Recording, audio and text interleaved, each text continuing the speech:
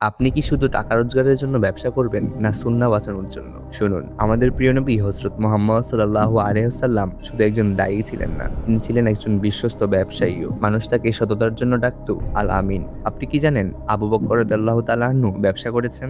ওমর ইবনুল খাত্তাব রাদিয়াল্লাহু তাআলা আনহু ব্যবসা করেছেন? উসমান ইবনে আফফান রাদিয়াল্লাহু তাআলা আনহু ছিলেন ধনী ব্যবসায়ী। আলী ইবনে আবি তালিব রাদিয়াল্লাহু তাআলা আনহু শ্রম ও লেনদেনের সাথে যুক্ত ছিলেন। এমনকি মহান ইমাম হযরত আবু হানিফা রাহমাতুল্লাহ আলাইহিও ছিলেন একজন সফল ব্যবসায়ী। তিনি ফিকহ শিখিয়েছেন কিন্তু হালাল রুজি উপার্জন করেছেন।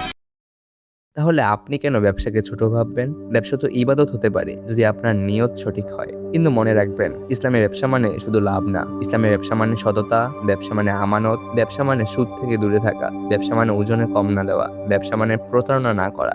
আজ অনেকেই চায় এক লাফে বড় হতে, রাতারাতি কোটিপতি হতে, বিখ্যাত হতে। কিন্তু শুনুন, গাছ একদিনে বড় হয় না। শিকড় যত গভীর, ফল তত মিষ্টি। আপনি ছোট থেকে শুরু করুন, হালাল দিয়ে শুরু করুন। কম লাভ হলেও হালাল রাখুন। ধীরে হাঁটুন কিন্তু সোজা পথে হাঁটুন। মনে রাখবেন, সাধারণ ব্যবসা শিক্ষা আপনাকে কৌশল শেখাতে পারে, কিন্তু ঈমান না থাকলে সেই কৌশল আপনাকে সুদের দিকে ঠেলে দিতে পারে। তাই আগে নিজের মধ্যে ঈমানি ফিল্টার বসান। আপনি ব্যবসা শুরু করার আগে নিজেকে জিজ্ঞেস করুন, এটা কি হালাল? এটা কি মানুষের উপকার করবে? এতে কি বরকত থাকবে? সঠিক ব্যবসা নির্বাচন করুন, সঠিক জায়গা বাছুন, মানসম্মত পণ্য দিন, সুন্দর উপস্থাপন করুন, পরিকল্পনা করুন, হিসাব রাখুন, আর দান করুন, সাদাকা করুন। কারণ দান সম্পদ কমায় না, বরং আকাশ খুলে দেয়। মনে রাখবেন, টাকা বড় না, বরকত বড়।